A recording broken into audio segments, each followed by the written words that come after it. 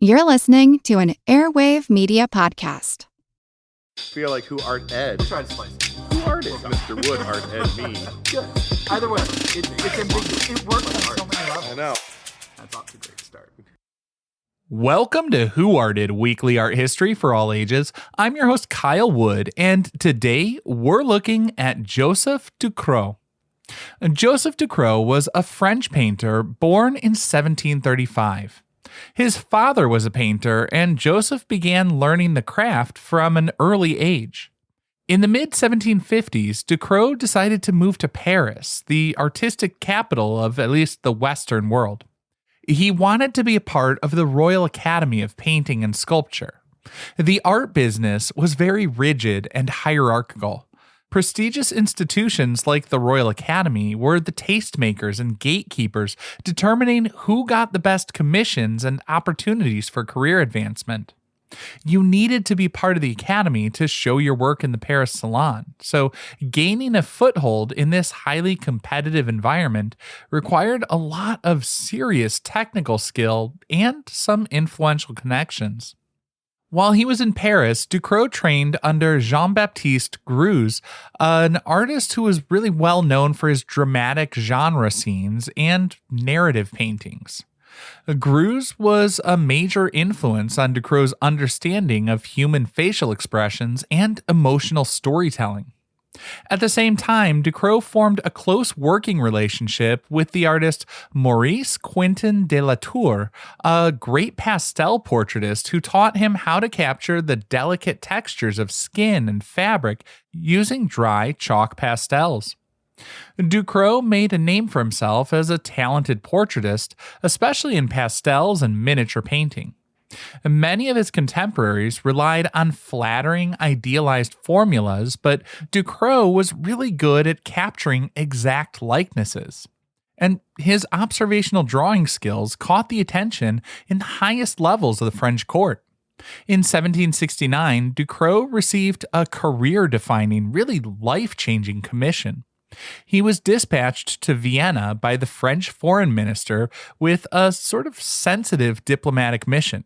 His assignment was to paint a miniature portrait of the young Austrian Archduchess Marie Antoinette so the future King Louis XVI could see what his betrothed bride looked like before their wedding. The royal family in Austria was thrilled with the portrait, as was Louis when it arrived in Versailles. Ducreux was awarded the title of Baron and appointed first painter to the Queen. This royal patronage gave him steady work painting the French aristocracy. But despite his royal connections, Ducreux never really became a full member of the Royal Academy. Historians say this was because of his sort of outsider status, personal rivalries, and the Academy's strict quota system. Because he wasn't a part of the Academy, Ducreux was barred from exhibiting in the official Paris Salon. While being a part of the Academy and showing in the Salon could do a lot for a person's career, Ducreux actually may have benefited from being outside of it. It gave him some freedom to experiment. In the 1780s and 90s, he started creating a series of really unconventional and theatrical self-portraits. He studied physiognomy, a theory that was popular in the 18th century, basically saying a person's inner character and emotional states were visible in their facial features. Ducreux used his face to explore extreme expressions as he yawned, stretched, and laughed. Now, during the French Revolution, starting in 1789, Ducreux's royal connections kind of put him in serious danger. He may not have been accepted by the Academy, but having served as the official portrait painter for Marie Antoinette made it unlikely he'd be accepted by the revolutionaries either. In 1791, as political tensions were escalating, we were working towards the Reign of Terror then, Ducreux fled France for London. While he was in London, he exhibited at the Royal Academy of Arts, but his stay in England was relatively short. He realized that if he wanted to maintain his career and his property, he had to navigate the new political reality back in France. Thankfully, he was a good friend with the prominent painter and influential revolutionary figure Jacques-Louis David, and David helped him secure safe passage back to Paris in 1793.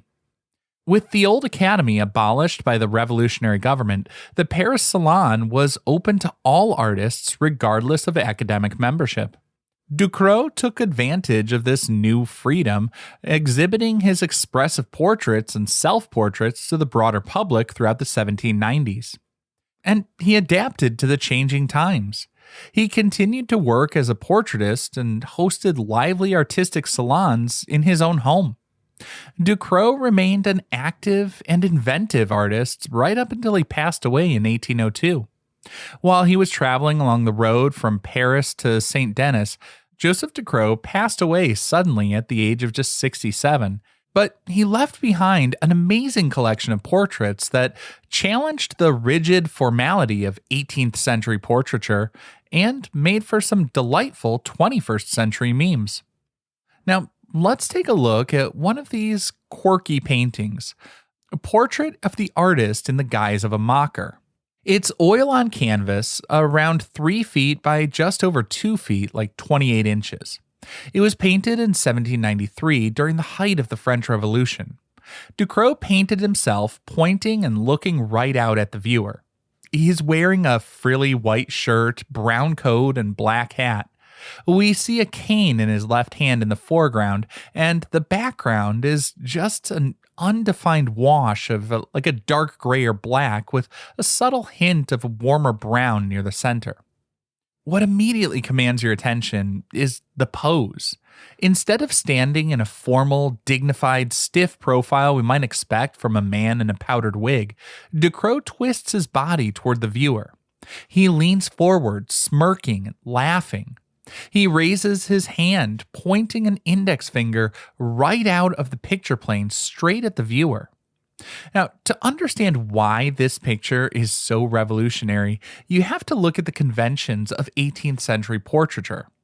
Academic portraits of that era were formal, poised, and restrained. Sitters had stoic expressions meant to signal their nobility, decorum, and high social standing. This wild, expressive, and confrontational portrait was sort of a violation of a taboo. I mean, it was essentially breaking the fourth wall, actively engaging, even mocking the viewer. It was practically unheard of. I also have to point out, just on another note, how impressive it is that he was able to hold that expression long enough to study and paint it so well. I mean, this was created before photography, so it was all based on real-life observation, and to capture an expression that's usually so fleeting is just really impressive. It's difficult to do. While he was painting himself pointing and laughing, this work is no joke.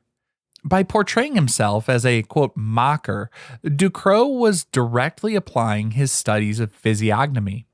He was fascinated by how these fleeting muscle movements and facial structures could convey complex psychological states.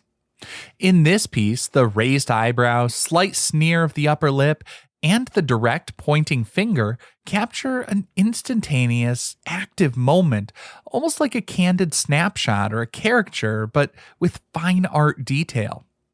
And there's also a bit of almost a political commentary in here. In 1793, France was undergoing violent upheaval. The monarchy had fallen. The rigid social hierarchies that once dictated who could paint and how subjects were depicted, it had all dissolved. Ducreux's playful, irreverent gesture could also be read as sort of a cheeky challenge to the old academic guard. He's not only breaking the rules, he's looking at you and laughing while he does it. Today, self-portrait of the artist in the guise of a mocker holds a unique place in art history and modern culture. In museum galleries, it's one of the few historical portraits that genuinely catches visitors off guard with its humor and directness. And not too long ago, the painting achieved an unexpected second life as a viral internet meme. And people paired Ducreux's smug, pointing expression with archaic, overly verbose translations of modern hip-hop lyrics and pop songs.